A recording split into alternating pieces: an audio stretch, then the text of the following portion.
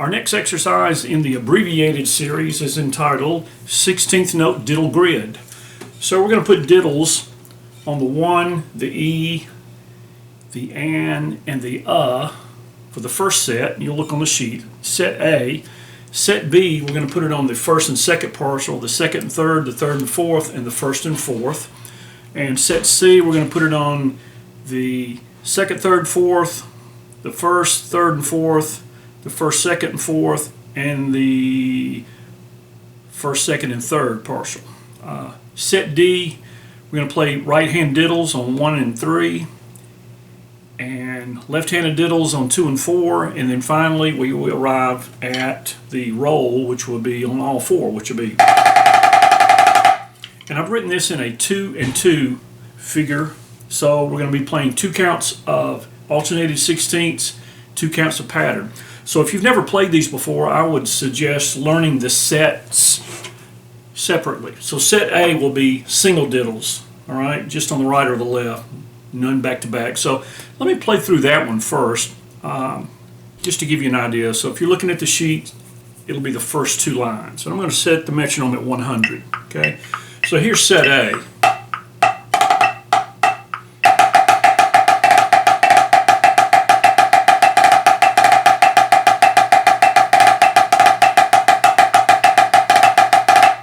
Okay. Same heights, no accents, underlying theme of 16th notes, and play to a metronome. Interpret the diddles so that there's daylight between the notes. Okay, try not to slur. The slurring will occur on the left hand when we're putting a tap followed by a diddle, which would be like the number 2 or number 4. So we've got, okay, that's what it sounds like to slur these. So we don't want to slur them. We want to line up the diddles with the 16th note bass. Okay, so it'll sound more like as opposed to. All right, so here's set A one more time.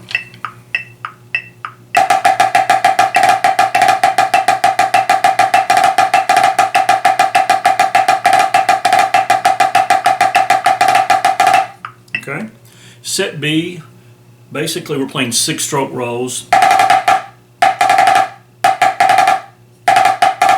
All right. 2 sets of diddles followed by 2 taps. We're going to be on set B, which will be line 3 and 4. All right. So let me play through set B once.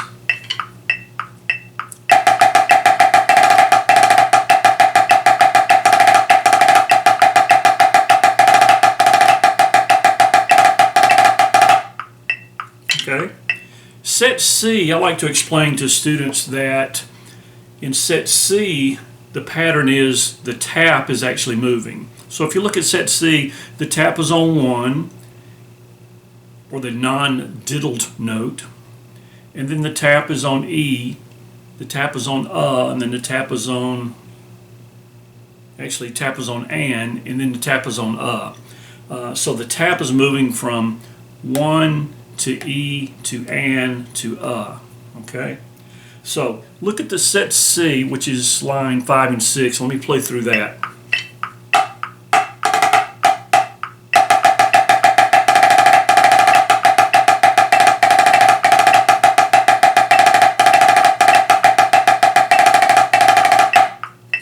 And by all means, if you're not familiar with this, practice each measure individually over and over, lots of reps. Get the muscle memory set in, and then just move on to include the other measures. All right, and then set D. Let me play through set D. Will be the last 2 lines on the page.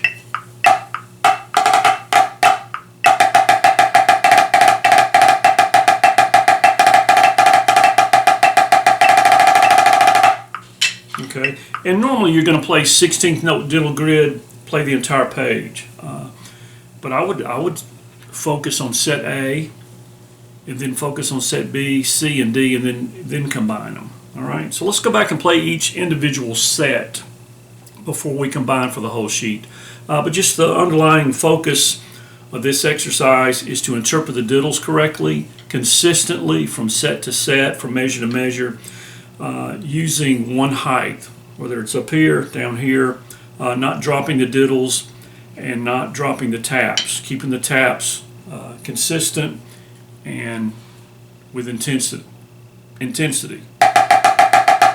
All right, and just relax when you play this. All right.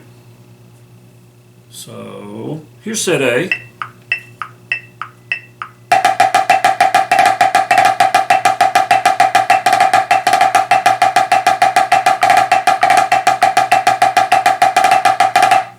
All right, here's set B.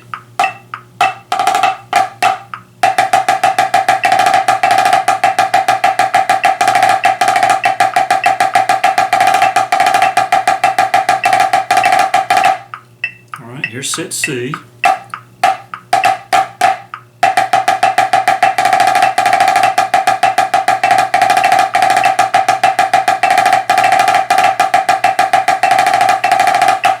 And here's set D.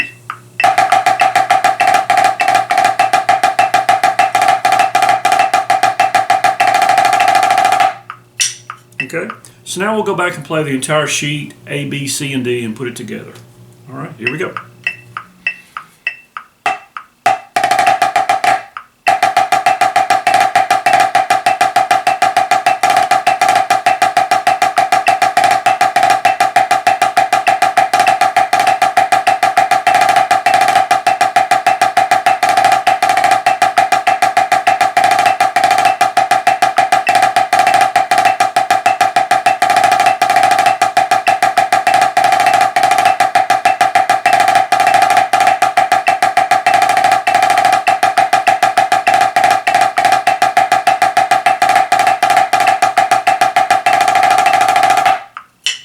Okay, so that is 16th note diddle grid, and our goal is to interpret the diddles consistently regardless of the set, and I would suggest going back and practicing set A alone, set B alone, set C, and so forth. All right, so with that being said, practice is very important exercise.